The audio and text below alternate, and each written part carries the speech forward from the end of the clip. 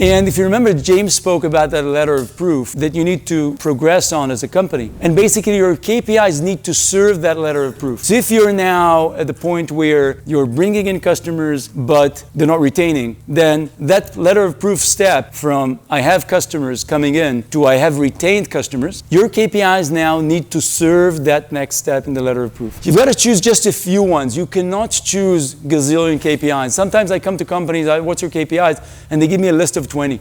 The outcome, clearly they're not all made the same. Not all of them are as important. And when you get a list of 20, the meaning is that the 3, 4 that are the most important there, they're not going to be the focus of everybody. 4 or 5 key KPIs and a core KPIs at any given point at the top level is more than you need. You've got to be very specific. You'd be shocked how many companies I come to, and when I ask for their KPIs, they're like, we want improvement of something.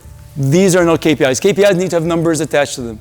And so even when you think that gross profit is a very clear criteria, it could be very unclear to other people. Because again, without being specific, you lose all the powers of the KPIs. Non-measurable KPIs are worth nothing, especially at this stage. When you're a large company, you can have some fluff. Everything's got to be measurable. If it's not measurable, just don't mention it, not worth it.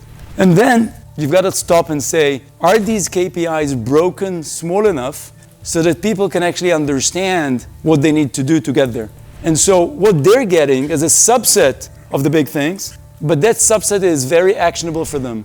And you've got to be very challenging. I mean, people don't understand that non-challenging KPIs are not just useless. They're actually negative. But of course, you don't exaggerate, right? You do not want to set KPIs that are going to set people for failure. You don't want to set KPIs that are going to get people to feel that it's unachievable. You've got to be time specific. Again, getting to 1 million revenues in 6 months or in 6 years is not the same thing.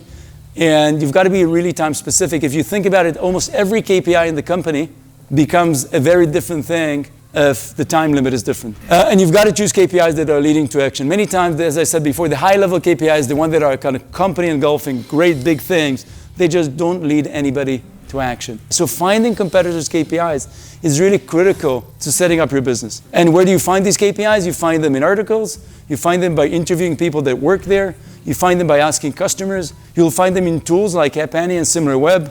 You'll find them in a bunch of places, and the minute you find them, you always stop and ask yourself, what does that tell me about my KPIs?